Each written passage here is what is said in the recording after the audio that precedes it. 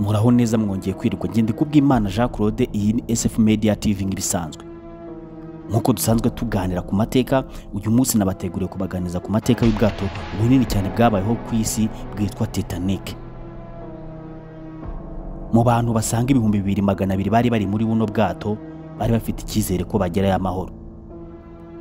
Ariko kuri uyu wa 15 Mata byaje kuba ibindi ubwo bwarohamaga mu majyaruguru y'inyanja ya Atlantic.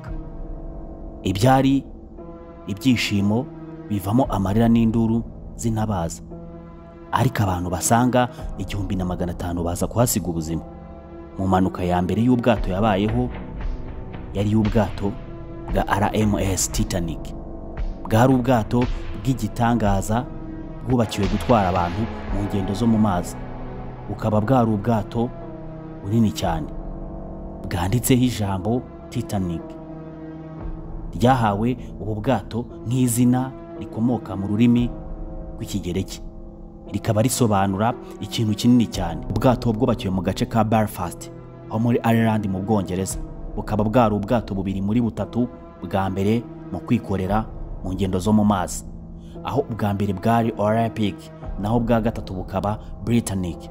Bukaba bwari ubwato bw'ikigo gikora ingendo zo mu mazi cy'Ubwongereza kizwi ku izina rya White Star Line. Iki kigo cyari gifite ibibazo byihangana n'ibigo bigenzi byacyo ari byo Corridor, Hamburg America n'ikindi cyitwaga North German Road. Cyashatse uburyo cyakomeza kuzamura umubare munini w'ubwikorezi bwo mu mazi, maze bashakisha uburyo bakora ubwato bwa mbere bunini ndetse bw'akataraboneka mu mwaka w'1890. Aho iki kigo cyari gifite ubwato bwitwaga Titanic na Majestic, maze bakora undi mushinga wo kubaka ubundi bwato bubiri aribwo Olympic na Titanic. Ubu bwato uko ari bubiri bwubatswe n'ikigo cya Holland and Wharf kizwiho kubaka ubwato. Umurimo wo kubaka ubwato bubiri yibanze cyane kuri Olympic kurusha Titanic, aho tariki ya 29 Nyakanga mu mwaka w'1908 iki kigo cyubatse ubwato cyari gifite ikiraka cyo kubaka amato abiri. Cyashikirije ubuyobozi bwa White Star Line igishushanyo cya Olympic, maze baracyemera, imirimo iratangira. Ubu bwato bwa Olympic bwaje kuzura butarahabwa izina, banza kuba babwise number 400, ari nabwo nyuma baje gutangira kwita Titanic bagendeye ku gishushanyo cya Olympic, ariko bagira icyo bahinduraho nabwo babuha izina rya number 401. Ubu bwato uko ari bubiri bwubatswe mu buryo abubatsi batiyumvishaga, kuko mu mateka ntihari harigezwe hubakwa ubwato bungana gutyo. Ubu bwato bwubakiwe mu kirwa kizwi nka Queen Island, kuri ubu kiswe Titanic Quarter muri Belfast muri Ireland. Imirimo yo kubaka ubu bwato bubiri benshi bita impanga yasaga nkaho ibera igihe kimwe, ariko bitawe cyane kuri Olympic. Ubwo bwato bwa Olympic bwatangiye kubakwa muri tariki ya 16 Ukuboza mu mwaka w'1908, naho Titanic itangira tariki ya 31 Werurwe mu mwaka w'1909. Imirimo yo kubwubaka bwose ikaba yaratwaye imyaka igera kuri 2 n'amezi 2. Imirimo yo kubaka buno bwato yari ikomeye ndetse irimo n'impanuka nyinshi, dore ko mu basanga abakozi 1015 bakoraga muri iyi mirimo benshi bahuraga n'impanuka, kandi nta bwirinzi bukomeye bari bafite icyo gihe. Aho imirimo ikomeye myinshi yakorwaga nta bikoresho by'ubwirinzi nk'ingofero zabugenewe abakozi bari bafite. Mu gihe cy'iyubakwa rya Titanic abakozi bagera kuri 246 barakomeretse, 28 muri bo bagira imvune zikomeye ku buryo byabaviramo n'ubumuga bwa burundu, ndetse abantu 9 bahasiga ubuzima. Ubwato bwa Titanic bwashyizwe ahagaragara tariki ya 31 Gicurasi mwaka w'1911 ku isaha ya saa 6:15 z'amanywa. Ahari abantu basanga 100,000 bari baje kureba ubu bwato bw'igitangaza. Nubwo ubu bwato bwa Titanic bwakozwe bugendewe ku gishushanyo mbonera cy'impanga yabwo Olympic, hari impinduka zagiye zibukorwaho mu rwego rwo kuburimbisha kugira ngo babugire igitangaza birushijeho, ndetse izi mpinduka zikaba zarabugize ubwato bukomeye kandi buremereye kurusha impanga yabwo Olympic. Impanga ya Titanic yahise ishyirwa mu mazi iza kugonga mu kwezi kwa Nzeri mu mwaka w'1911, iza guhagarika indi mirimo yo kurimbisha Titanic kugira ngo busanwe, ndetse benshi bakaba bemeza ko iyo Titanic iza kuzuzwa mbere iba itarakoze impanuka. Tariki ya 2 Mata mu mwaka w'1912 Titanic yashyizwe mu nyanja mu igeragezwa itwaye abantu bagera ku 119, barimo abakozi b'ubu bwato, ababwubatse, abahanga mu bwato n'abayobozi b'ibigo bitwara abagenzi mu mazi. Iri geragezwa ryari rigamije kureba niba koko bwarakozwe kugira ngo butware abagenzi mu mazi. Iri geragezwa ryamaze amasaha agera kuri 12 hagenzurwa ibintu byose mu nyanja ya Ireland.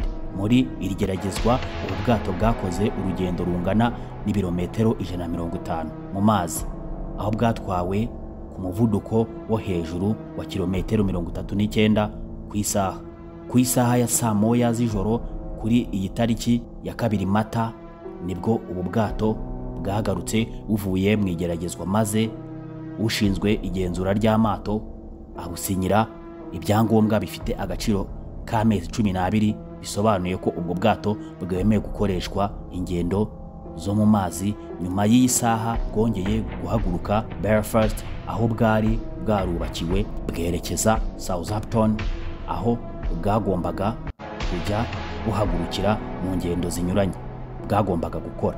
Ubu bwato bwari bufite uburebure bwa metero 269, ubugari bwari metero 28, ubuhagarike bwabwo bwari metero 32, naho uburemere bwabwo bukaba bwari toni 46,328. Ubu bwato bwari bufite ibice bigera ku 9 bigerekeranye, harimo icyo hejuru cyashyirwagamo ubwato bw'ubutabazi ndetse n'icyo hasi cyabikwagamo imitwaro, n'ubwa 7 hakaba hari ahagenewe abagenzi. Bukaba bwari bufite ubwato buto bw'ubutabazi bugera kuri 20.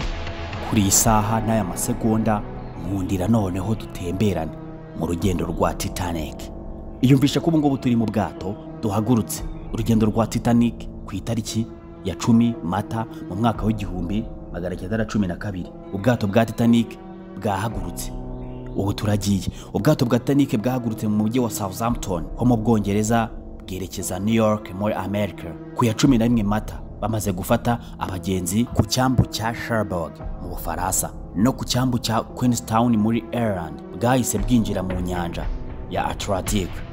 Ku ya 14 Mata ahagana saa 5:40 z'ijoro ubwo bwato bwasekuye ikibuye cya barafu. Ku ya 15 Mata ahagana saa 8:20 z'igicuku ubwato bwa Titanic bwararohamye, abantu bagera ku 1,500 bahasiga ubuzima. Hari ku isaha ya saa 5:40 z'ijoro ubwo uwacungiraga ubwato icyerekezo ariwe Frederick Fleet yabonaga ibuye rinini ry'urubura imbere ye hafi neza y'ubwato, akagerageza kubimenyesha abari bari mu bwato.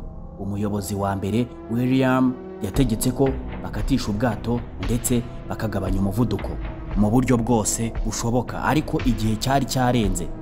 Ubwo ubwato bwari buri hafi cyane y'iribuye, bagerageje gukatisha ubwato ariko uruhande rumwe rugonga iribuye bituma bwangirika, ndetse hacukuka umwobo ku bwato ku gice kiri mu mazi. Uko buri munota washiraga niko aya mazi yagendaga abona inzira acamo, maze igice cyo hasi gitangira kuzuramo amazi, kugeza ubwo byaje kugaragara ko ubu bwato butangiye kurohama. Ku isaha ya saa 8:20 za mu gitondo ku itariki ya 15 Mata, nyuma y'amasaha 2:40 bugonze bwatangiye kumanuka mu buryo budasanzwe, aho igice kinini cy'imbere cyari kimaze kwinjira mu mazi kugeza ubwo moteri zabwo zatangiye kugaragara hejuru, ndetse uko amazi yakomeje kubukurura bwaje gucikamo ibice bibiri.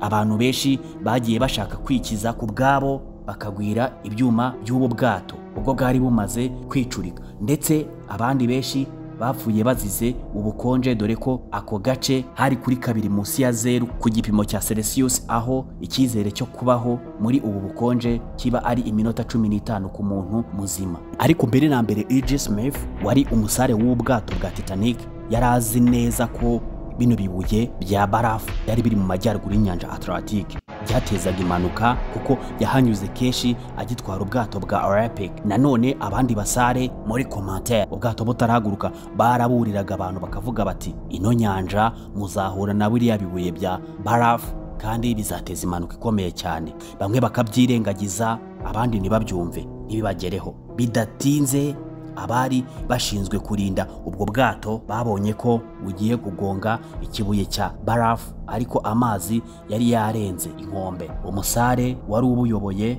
ubwo bwato yagerageje kwepa icyo kibuye, ariko ntibyamuhiriye kuko igice kimwe cyarabugonze ahagana mu rubavu.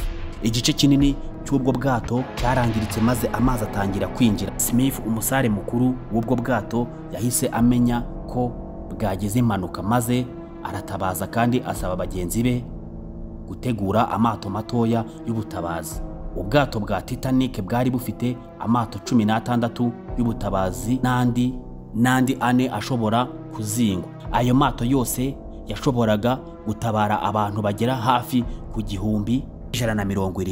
Icyakora abagenzi n'abakozi b'ubwo bwato bose bageraga ku 2200. Ikibabaje kurushaho ni uko amenshi muri ayo mato y'ubutabazi yagendaga atuzuye, kandi hafi ya yose nashakishe abantu bari bijugunye mu nyanja bashoboraga kuba bakiri bazima. Ibyo byatumye harokoka abantu 705 gusa. Imibare igaragaza ko ku bantu 329 bari mu cyiciro cy'abaherwe barokotse 205. Mu bari mu cyiciro gikurikira harokotse abantu 118. Ku bantu 285 bari bakirimo, naho mu cya kane harokotse abantu 178 gusa. Mu bantu 706 abakozi b'ubwato nabo bagera kuri 885 harokotsemo 122. Kapiteni w'ubwato nawe yahasize ubuzima nyuma yo gukomeza abari mu bwato ababwira ngo bitware kigabo. Jeff Bruce wakoze umushinga wa Titanic yabashije kurokoka, yaje gupfa nyuma ku myaka 75. Titanic yari itwaye abantu bakomeye b'abanyepolitike, abayobozi b'Ubwongereza, abaherwe, abakinnyi, abashoramari, abasirikare n'abandi. Harimo n'umuyobozi w'uruganda rwakoze ubwato n'abandi bagiye babukora hamwe n'ababukoresheje. Abenshi bari bagiye gushakisha ubuzima muri Amerika. Yari itwaye 20,000 bya bière n'andi macupa 5 ya liqueur n'amapaki 8,000 bya cigarette. Ni byinshi twavuga, ariko kasubikire aha. Iyi yari SFMEDIA TV. Ubutaha tuzabaganiriza ku mateka ya Titanic, ariko twibanda ku nkuru y'urukundo rwa Jacques na Rosa. Niba ukunda amateka, stay on touch, ukore subscribe, like na share. Stay on touch.